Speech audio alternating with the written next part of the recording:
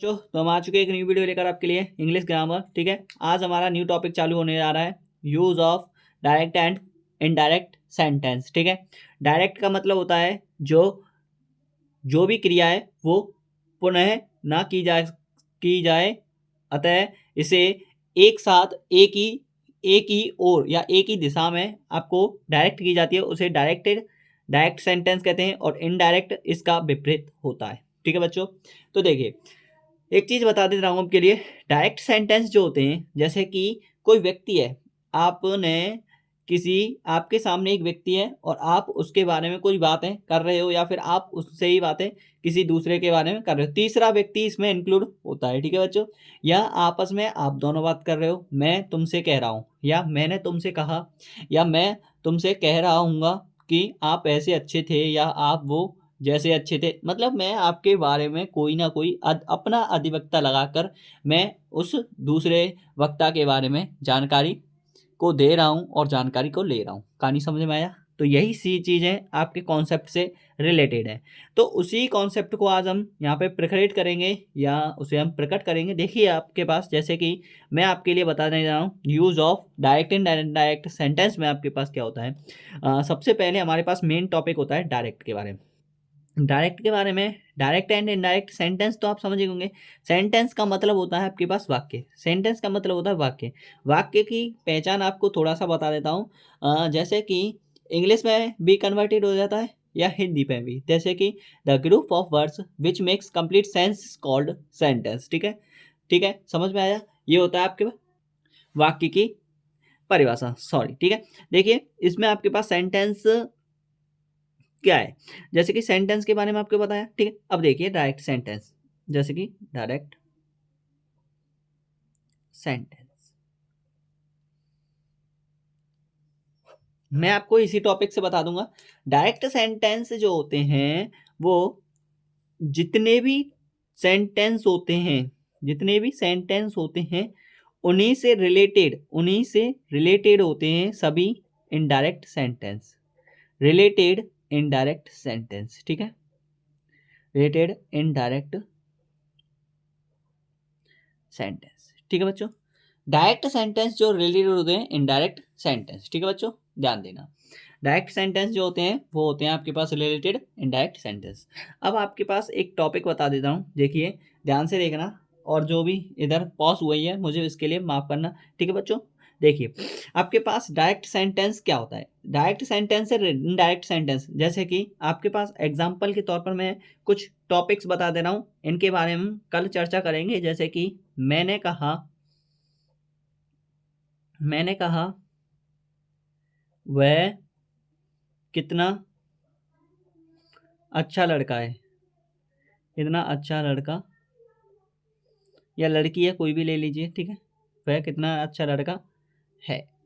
ठीक है, ये कोई सेंटेंस है।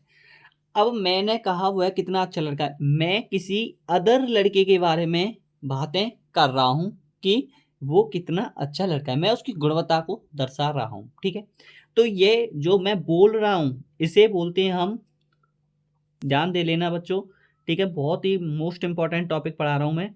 डायरेक्टेड, जिसे हम बोलते हैं डायरेक्टेड, जैसे कि आपके पास इन्हें दोनों को बोलते हैं। जैसे कि डायरेक्टेड, इसे तो हम स्पीच बोलते हैं। ठीक है, इसे बोलते हैं हम स्पीच। रिपोर्टेड स्पीच आप बोल सकते हो, रिपोर्टेड स्पीच इसे बोलते हैं हम रिपोर्टेड स्पीच। और इसे बोलते हैं डायरेक्टेड में हम रिपोर्टेड वर्ब इसे बोलते हैं हम रिपोर्टेड वर्ब। इसे बोलते हैं हम रिपोर्टेड स्पीच।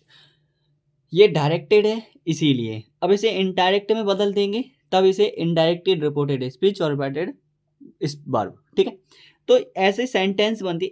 अब ये वाला जो टर्म है इसे बोल देंगे रिपोर्टेड वर्ब, इसे बोलेंगे हम रिपोर्टेड स्पीच। जो वक्ता कह रहा है उसे रिपोर्टेड वर्ब, और जो नहीं कह रहा है उसके बारे में हम सुना रहे हैं या उसके बारे में हम कुछ सुन रहे हैं उसे रिपोर्टेड स्पीच। कहानी समझ में आया? इतना क्लियर हुआ कॉन्सेप्ट? ठीक। अब देखिए मैं कुछ आपके लिए, ये सेंटेंस क्लियर होगा तो यहाँ से आगे हम कुछ सेंटेंस के बारे में अंदर जाने की थोड़ी कोशिश करते हैं। जैसे कि आपके पास कुछ टॉपिक्स आएंगे। ठीक है, टॉपिक मैं कुछ आपके लिए बता दे रहा हूँ, जैसे कि डायरेक्ट से इनडायरेक्ट सेंटेंस में क्या यूज होता है, ठीक है। डायरेक्ट से रीचेंज करेंगे इनडायरेक्ट में तब आपके लिए कुछ एक आपके पास स्पेशली एक ये होती है, जैसे कि आपके पास टॉपिक होता है डायरेक्ट से इनडायरेक्ट सेंटेंस में आप एंटर कर रहे हो तब आपके पास कुछ रीचेंजिंग होगी, ठीक है। चेंज से रीचेंज मतलब चेंजिंग होती है, तो उसके बारे में आप सारणी एक तैयार कर रहा हूँ, उसे ध्यान देना, ठीक है बच्चों। देखिए बच्चों, ये आपके पास सारणी है, ठीक है, ध्यान देना इसमें। जैसे कि आपके पास ये मोस्ट इंपॉर्टेंट है, ध्यान देना।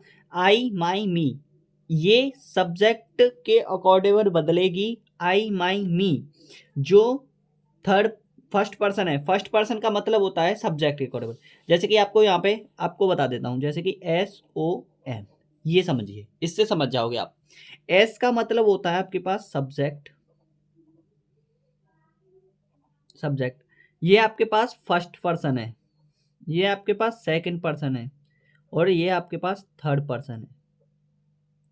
कहानी समझ में आया? ये फर्स्ट पर्सन, सब second person, third person, subject के अकॉर्डिंग फर्स्ट पर्सन, और ये आपके पास फर्स्ट पर्सन है, फर्स्ट पर्सन सब्जेक्ट के अकॉर्डिंग। जो भी सब्जेक्ट, जैसे कि मैं आपके पास यहाँ पे बताऊँ, आई जैसे कि मैं, ये सब्जेक्ट है, तो इसी सब्जेक्ट के अकॉर्डिंग ही ये रिपोर्टेड वर्ब से रिपोर्टेड स्पीच बदलेगा। जैसे कि यहाँ पे अगर आई है तो यहाँ पे सब्जेक्ट के अकॉर्डिंग यू जो होगा वो सब्जेक्ट के अकॉर्डिंग बदलेगा। कहने का मतलब मेरा ये हो रहा है कि जो सब्जेक्ट के अकॉर्डिंग एस जो होता है सब्जेक्ट जो है वो फर्स्ट पर्सन के अकॉर्डिंग बदलेगा, ठीक है, फर्स्ट पर्सन के अकॉर्डिंग।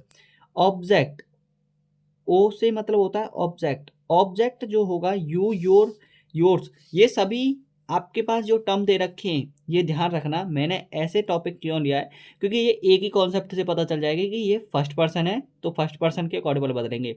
वी अवरस है, ये फर्स्ट पर्सन के अकॉर्डिंग। और एन का मतलब होता है नो चेंज, और ओ का मतलब होता है ऑब्जेक्ट के बारे में बात करूं तो बच्चों, ये यू, योर्स जो भी आएगा अगर आपके इस रिपोर्टेड स्पीच में, तो ध्यान रखना वो सभी ऑब्जेक्ट जो है वो सेकंड पर्सन मतलब होता है।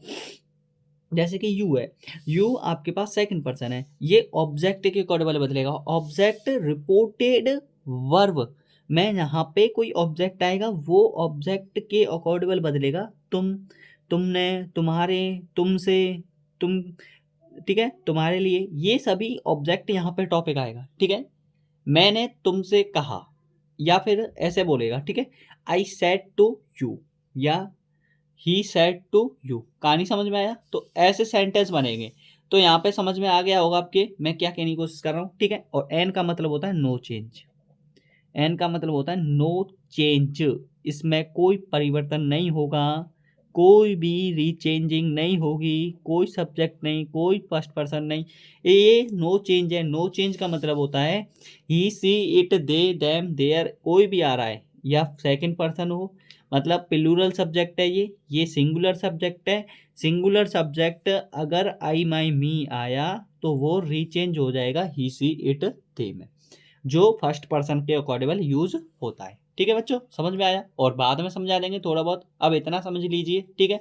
और थोड़ा इस पर ध्यान जरूर दे लेना कि सब्जेक्ट जो बदलेगा वो फर्स्ट पर्सन के अकॉर्डिंग, ऑब्जेक्ट बदलेगा वो सेकंड पर्सन के अकॉर्डिंग, और नो चेंज थर्ड पर्सन में नो चेंज। कहानी समझ में आया? और वीडियो पसंद आई हो तो लाइक करना, कमेंट करना, आगे भी ऐसे ही मोस्ट इंपॉर्टेंट वीडियो लाते रहेंगे। थैंक यू, धन्यवाद।